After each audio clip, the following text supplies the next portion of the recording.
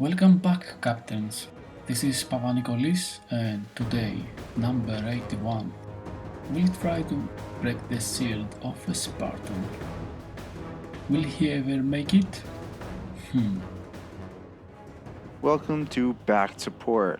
I am your host this week, number 81, and with me I have the man himself, SpartanElite43. Go and say hello, Spartan. Hello, everybody. I've always wondered, how did you get your logo? I've always been fascinated with the ancient Greeks, especially Sparta. It's a fascinating history and culture behind them. And so Spartan has been my username in literally everything from the time I first got internet back in the 90s. That's how old I am. I like their passion and their drive and their willingness to defend everything that they love. As far as my logo goes, I had some ideas of what I was thinking. The movie 300, Leonidas, that moment where the Persians are coming up for the first time and they're all hunkered down behind their shields and just their eyes are peeking over the shields and you see the just sheer, not terror, but like fierceness in his eyes. And I kind of related that with my salty Spartan. And then I was like, okay, well, I'd like to have the Spartan Shield incorporated in there as well to show that we're kind of a defense rather than an attack. We're kind of just there to hold. And I gave the artist that as my thought process. And then what he gave me back was something that just completely blew me away, as you guys see my logo. Like, it's fantastic. He put the Spartan dead center. You can see the fierceness in the Spartan's eyes. You've got the two spears behind him crossed. And then you've got the shield behind him as well, just kind of wrapping it all together. I love it. The moment I saw it, I just fell in love with the logo. I was like, that's it. That's the one. I also have heard that you seem to be on a diet. I wonder, how's that going? It's going well. It's going well. Recently, I just dropped below 260. I started really changing my diet and everything and started the exercise back at beginning of October. And in October, I was 300 pounds, which I've carried for a while. I just want to get ahead of all of the health problems that come with growing older and being overweight. So I figured now's a good time. I'm 34 years old. Basically, my life is half over. If you look at statistics, I was just like, all right, it's time to get to work. Time to straighten myself out, try to avoid it. And my blood pressure has come down quite a bit and gotten back to normal. And then my weight, like I said, I've dropped from 300 down to right around 260 at the moment. It's not always straightforward and simple to just, you're not always going to continue to drop. It's just a grind, just like any other grind. You got to stick with it. And if you truly want to make the change, you'll make the change. I mean, it hurt to go do anything. Like, I drove forklift in a warehouse and was constantly having to go outside, give truck drivers paperwork, come back inside. There is literally a 4-step to get back into the building. And it was actually hurting to go up those 4 steps.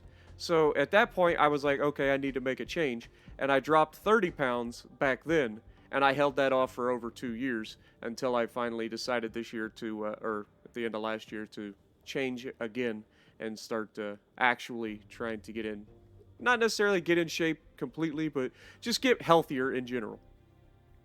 Any hobbies outside of gaming that you're willing to share? I mean, gaming and YouTube is my main hobbies. Believe it or not, I know it's my job now too, but it is my hobby. I love to game, and that is a thing. But outside of gaming and YouTube, I just enjoy taking pictures. Love taking pictures. If anybody's ever seen my Instagram, I love eating too. So eating ends up being pictures as well. But I love taking pictures. I live in the middle of nowhere, so there's a lot of opportunities for good pictures, especially sunrises and sunsets. Sometimes when storms are rolling in, you can get some really good pictures. But just being outside is fun. I enjoy it. Going out into the woods with my dog, my buddy Patch. Switching gears a little bit to something a bit more gaming related. How did you end up on Legends? Because I heard that you did some World of Tanks play. You used to be a part of that scene. Well, I played World of Tanks console for 5.5 years straight. And I recorded World of Tanks console from the end of 2016. It would have been October of 2016 when I finally started doing it, every day consistently. I would do 5 days a week, 2 videos a day, so 10 videos a week. And I grew my channel from literally nothing up to 3,000 subscribers at the beginning of literally January 1st of 2019. I hit 3,000 subscribers. And it December, I want to say it was halfway through December, when World of Warships Legends finally allowed us to release videos of the beta that was going on, or I guess it was the beta at the time. But I was an alpha tester with World of Warships Legends. I was always fascinated with World of Warships. I just tried it on PC and sucked. So I was like, okay, I can't do this whole mouse and keyboard thing. I need a controller. I'm a console noob through and through. So when World of Warships came out on console, I was so happy. I was just like, finally, I can get away from World of Tanks, because at that point, I had uploaded over 1,200 videos of World of Tanks console. I really just burnt myself out on World of Tanks console. That's what it comes down to. I didn't really care for the direction the game was heading, with a lot of new updates that were kind of iffy. And so that, and on top of that, I burnt myself out, was enough to push me away from the game. I still drop by occasionally to do it, but not nearly as often. And then World of Warships has just been a ridiculous ride, I'll be real honest. I never expected my channel to grow the way it has. Like, I'm just a normal guy. I upload videos, I enjoy playing the game, and I was just in the right place at the right time and had just enough of a following to catch on and ride the wave. And do you see yourself be continuing to grow your community, like as like your job, or is this more of a hobby? It is officially my job. I officially quit my job back in June, I believe, or July. It was July. And I've officially walked away from my job to do YouTube full time, because I got to the point where I was working a lot of hours full time as a forklift driver, and I was putting in a lot of time in my off time to focus on my YouTube channel and try to really grow it. And with both going on at the same time, I was struggling to get either of them to where I wanted to be. My passion is entertainment. I like making people smile. That's the reason I got into YouTube. I started the channel not thinking that anybody would watch, like anybody would ever watch a goofy guy from the middle of nowhere. But I thought, well, I see a lot of YouTube channels out there that make some money and make a living off of YouTube, and they aren't necessarily the most entertaining channels in the world. They're monotone, they just drone on. It seems like you listen to them for 5 seconds and suddenly you just can't hear, or like you just forget what they were saying. And I was like, well, I'm more entertaining than that. If they can do it, why can't I? So then that's why I started. I started with just the basics. And this is what I recommend to everybody when you first start out. Okay, you're not going to make money anytime soon. So get that out of your head. YouTube is not hey, I'm going to start uploading videos and make money. You have to get YouTube contributor status, or partner, whatever you want to call it, first, which I believe takes 1,000, and they may have just raised it to 1,500. But I think it's 1,000 subscribers and something like 12,000 watch hours in 6 months or something like that, or 12 months. And the watch time is not hard to do. Like, that's super easy. If you upload decent videos, you'll pass that no problem. But getting your first 1,000 subscribers seems impossible. Heck, when you first start, getting 100 subscribers seems impossible. It just seems like you log on every day, you're posting your videos, you're doing everything in your power to put out good product that you think that people will enjoy, and 3 people see it. But yeah, so I started with the Elgato HD60. You can find them relatively cheap nowadays, anywhere from $60 usually on eBay or Amazon. It's a great little starter capture card for anybody that's wanting to get into YouTube. That's where you start. And then just use your mic that you have lying around. You don't need a crazy mic, but I always recommend doing narrations. Even if you don't like your voice, you can work on your voice over time. Have some voice to relate to, because that is one of the main drawbacks of channels that don't do narration, is that there's no personality there. You've got the videos, and you can be an amazing editor, and you can get a following, but the people that actually follow you want a personality to follow. And so that's where the biggest part of YouTube comes in, is even without a face cam, because I've done it without a face cam. I don't really care for a face cam. I don't think people want to look at my ugly face every day. Maybe that's just me, but I've done it without a face cam. You gotta believe in yourself, basically. It is awkward when you first start out, I'll give you that. Sitting in your room talking to yourself like there's somebody actually listening to you, is difficult. You don't think it is until you start doing it. But the more you do it, the more comfortable you'll get. But yeah, the Elgato HD60 is how I started. I would upload my videos in beautiful 1080p 60 frames. And I did that for a long time on the worst internet on the planet. So I think if I can do it, anybody can. It just comes down to consistency is key. Make sure you're uploading at a set time every day, or whatever your schedule be. If you want to upload one video a month, make sure that your one video a month goes up on the same day each month, and that at the same time for the video post. And then you got to get your video to your audience. Okay, especially when building your channel. Now, once you've hit like 2,000 to 3,000 subscribers, you don't necessarily have to promote your channel as much. But you still have to get your channel out there initially to build that audience. And so, getting that initial burst of audience members to your channel that will come back every day and watch your videos, or every month and watch your videos, however your schedule goes, that is the hardest thing to do. And you just got to go to forums such as, like if your game that you're playing has a community forum, go to that. Discord channels, Facebook groups. I use that a lot, whether it be the World of Tanks console page, the World of Tanks Uncensored or Console Uncensored page. Same thing for World of Warships Legends Uncensored and World of Warships Legends console. I know a lot of people use Reddit. I'm not very versed in Reddit, so I don't use that particularly myself, though I do know there's a huge audience on Reddit. But I just don't know that format very well, so I just kind of avoid it because I'm old. But but other than that, like it's everybody that gets into YouTube to try to make money off of YouTube usually fails because they don't see the returns that they want to see as quickly as they want to see them, and they are not willing to continue the grind that it takes to build your audience. I've built my audience very slowly. I've been doing my channel for 4.5 years, going on 5. Yeah, going on 5, maybe 5.5 years at this point. It was 2016, so yeah, this is 2021. This year will be 5 years in October. So yeah, 4.5 years now. I've been building my channel. Started with nothing and worked my way up. And so at the end of the day, it's grind just like any game, but it's very rewarding. One of the best things ever is seeing people come back to your videos every day and comment saying how much they enjoyed the video or how much they really enjoy what you do. That pays for itself.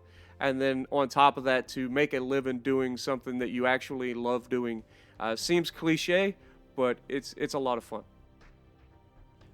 We also have some community questions that we made a post about, and people gave us some feedback. Who is Ray asked, how do you feel about the state of the game, the new update, and if anything, what do you think should be improved? The new update has been an interesting one. There's been a lot of new changes all across the board. First thing that I'm unhappy with is the fact that while carriers have not been completely implemented at higher tiers, all of the aircraft have been affected because of it. So, like, if you're tier 6 and 7 playing standard mode, your fighter planes that you use for spotting have already had their spotting time reduced from the 5 minutes it used to be all the way down to, 2.5 now?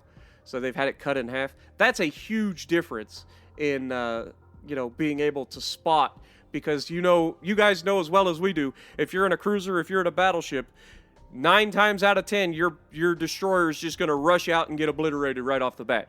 So you have no spotting. And then when you throw up your plane and it's gone almost, it seems like immediately when you're used to having it for 5 minutes. That's the biggest change that I'm unhappy with, because they didn't really need to do that yet, because they're not implemented yet. If they just changed the aircraft on the ships that are affected by the test at the moment, then that would be fine for me. But the fact that they went ahead and did it to all of the aircraft is kind of annoying. But that being said, that's a minor thing. I do like the flak. I don't know if you guys have noticed. I noticed it last night. I haven't really paid that much attention. But, I was sailing around and a spotter plane was above me. My ship started shooting at it with the flak. The flak looks amazing. It really does. It caught me off guard. I was like, dang, that's pretty sweet. But But the state of the game, I don't think anything's really changed. I'm glad that they put the carrier test in its own game mode so that you didn't have to break regular matchmaking for it. So I appreciate that, developers. But the carriers, I'm glad that they implemented the way they did. They implemented them at their most basic form back from when World of Warships World of Warships on PC first introduced them without the top-down strategy game mode that they did. But I like that. I think that there's a few changes that they need to make as far as tweaking them. They can be a little bit stronger as far as their planes go, I think. The dive bombers, while they do reward you for actually hitting your bombs, I think they're a bit weird at the moment, especially when it comes to trying to line up your airstrikes. You get used to it pretty quickly, but that part I think needs to be adjusted a little bit to make it a little bit easier to see, okay, when I start my attack run, where is my target? Instead of giving me a target that's way out there, and I'm like, okay, I'm starting my attack run, and then all of a sudden your target is no longer out there, is now directly under your plane. That needs to be adjusted. If you're going to give me that target, give me the target where it's going to be when I start my attack run. And then as far as being able to control your aircraft carrier, I think you should be able to plot a course. That was something that came out on World of Warships PC back in the day. We have the map feature. There's no reason why we can't use the map to say, okay, my ship, I want you to go to this coordinate right now. That way you can better strategize with your team, follow your team around the map, but keep yourself protected. But other than that, I think it's a pretty decent start. I'm glad that they didn't come in completely broken. I actually have played quite a bit of carriers both against and with them, and I feel like so far I like the way they've done it, and I know that they can make small changes to make the carriers a little bit better without going over that tipping point of just absolutely making everybody miserable. SK Moose asks, hey Spartan, generally curious to know what your top 1 to 3 favorite ships to run when you're in standard, just trying to enjoy yourself. And are you able to just hop into a game to have fun, or are you constantly on edge, like trying to get like the best plays possible? Yami. I love my Yamato, or Yamato, just to trigger some people. I love Yami. It's a great ship to take out and just have fun blapping people, man. It makes you giggle. If you don't giggle at least once during a Yami battle, you're doing something wrong. For that same reason, I like Shima. If you can't giggle at least one time in a Shima when you throw 15 demon fish out there to some random who didn't realize you were there, like, you're not having much fun. And then for the other side of it, one of the my favorite ships to jump in just to have a good time, Omaha or Marblehead.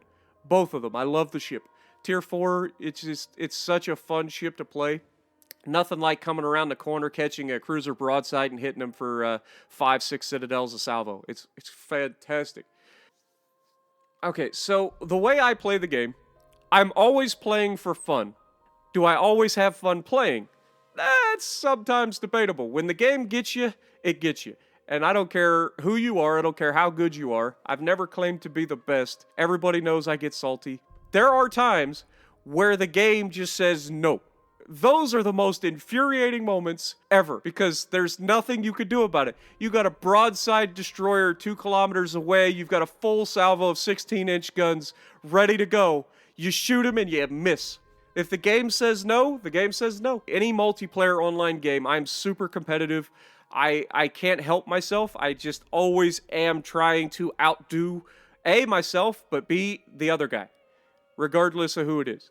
And so I'm super competitive in that regard, but that's where I have my most fun.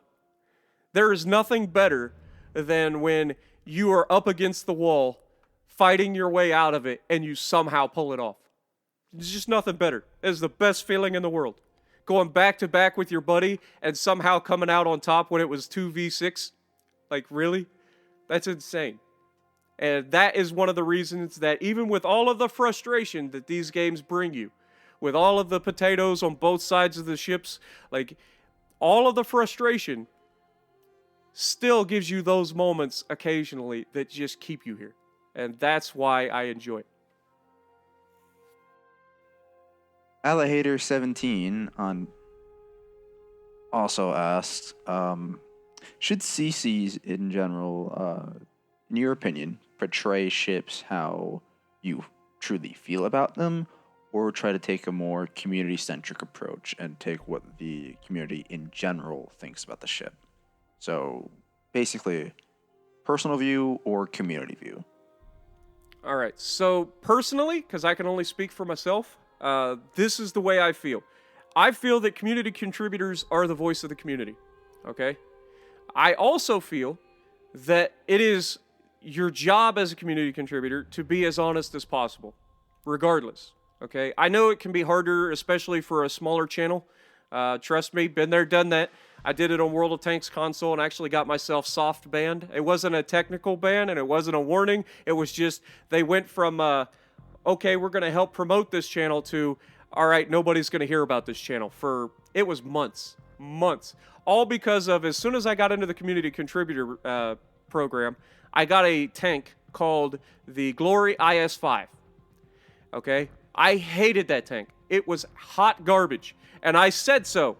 And that's what sparked my Spartan's honest reviews. And now we've turned that into Meet the Ships for World of Warships Legends. But on World of Tanks, it was Spartan's honest first look.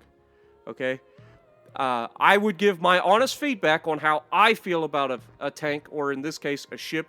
And that, I think, gives a lot of people confidence in what they prefer to buy or not buy. And I think that's important. And while initially World of Tanks console was hesitant because I gave such a scathing review of that tank, they were like, okay, well, if this is the first review the guy does, and the first thing he does is criticize how bad the tank is, and man, nobody's going to buy it. Okay, so I understand it from a business standpoint, but then you got to look at it from the reverse side. When you give me a tank or a ship that is fun, that is enjoyable, that is worth the price, in my opinion, and I go out and I make a glowing review on that thing, sales are going to go up because people know that I tell the truth. And when I say my opinion on something, people go, all right, well, if Spartan can have this much fun in it and he really enjoys it, maybe I will too. And so you've got a checks and balance there. For every tank or ship that I hate, there's a lot more that I actually enjoy. And so from that side of things, I think it is important for a community contributor to give their honest opinion. If you don't think that your honest opinion is good enough to be heard, then maybe you need to rethink your life a little bit, because everybody's opinion deserves to be heard. It may not be correct in everybody's world, but your opinion is still your opinion. Okay? It's correct to you. So not everybody is going to like the same things about a tank or a ship. Nobody is the same. Everybody's got different, and it's the same with Legends. How many ships have come out in Legends where you see one reviewer? I just put it out there, Azuma. Okay, Azuma. I actually enjoy the Azuma. I'm a battleship main. Azuma is technically a cruiser, but it feels consistent to me as a battleship main. It's great at kiting. It gets broadsides. When it gets a broadside, it can punish with the AP and absolutely wreck people. I posted a video on it where I did 160,000+ damage, and everybody else hated the ship. It seemed like every review I saw, everybody hated it. They're like, oh, I can't stand this. But you got to think of it from a player standpoint. From a battleship main, I actually enjoyed it. It felt familiar to me. It felt kind of like a battleship, but it was a cruiser. I knew it was a little bit on the squishy side, but when you need it to do its thing, it does its thing. It burns people down. It catches them with AP when they give it to you. It is a great ship in that regard. But if you're looking at it from a cruiser standpoint, if you main cruisers and you like maneuverability and the ability to disengage and engage at will and be dictating the engagements, that's where you're going to struggle with the Azuma. And so your review of the Azuma is going to be a little bit more harsh because you're used to a cruiser. This says it's a cruiser, and yet you're not happy with it as a cruiser. So everybody's opinion matters because everybody has a different playstyle. Everybody has different stats of a ship that they prefer in order to complement their playstyle. Bone Feezy, a bit more of a serious question, asks if you feel like you contributed to the reversing battleship meta and how some way encouraged it. I've heard that a lot. And I know exactly what they're talking about. I really do. Okay, it was a very, very early video in 2019. It was very early. I want to say it was like very soon after I got my Iowa. So I was on Estuary, and Estuary's a very small map. And in the video, I even state in that video, okay, the reason I am reversing at this moment is for this, and I am going to go over here. I'm not going to stay reversing. I'm going to go this way and start pushing and do that. But a lot of people have contributed that to the reason that all these battleships back off and run to the back of the map and stay at maximum range and are just ineffective on a whole. And they seem to blame me for that, which, okay, if that's the case, if you're going to blame me for that, then I will take it. I honestly don't think that that's the case. I don't think I'm the reason. I think the reason is that most battleship players just don't trust their own skill set. That's just my opinion. Most battleship players play them because they are the tanky ones. They should be able to, and they do the most damage when you actually hit something. So most battleship players, especially early on, start out sitting at range. But as a battleship player learns how to play a battleship, they start to move forward. They start to look for those crossfire opportunities, start to push with their team to attract damage while their team is doing DOT. Like your cruisers are able to set fires while you're absorbing the damage. And as long as you're doing it right, I think that you're going to be better off, especially when you get those juicy crossfires you can only get by pushing. Those crossfires are the bread and butter of battleships. If you don't push, you will never get those crossfires. You will always be shooting at angled/bow tanking ships, and you will never have those juicy games. But at the same time, the reason a lot of these guys don't push is because destroyers are extremely powerful. Extremely powerful. There is no real check for destroyers right now. Everybody likes to play rock, paper, scissors, and in theory, yes, that is true. Cruisers counter destroyers, but cruisers can't really counter destroyers because every time they try to counter a destroyer, they get obliterated by the battleships that are waiting for them. So that is the biggest check right now that I think will be solved in the near future if carriers get implemented, because the destroyers are not going to be as sneaky as they used to be. Even if the carriers can't directly destroy them with rocket planes like they do on PC, which are extremely overpowered and everybody knows it, which I'm glad we don't have them here on console. But even if that's the case, a good carrier player will find the destroyers and keep them lit up so that the team can get rid of them.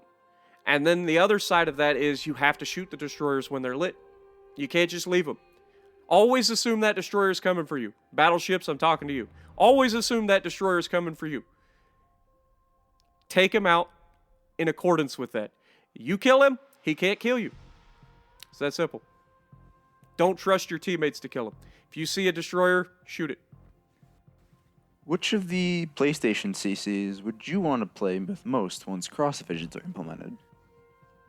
I've always said I want to do a stream with T-Bull.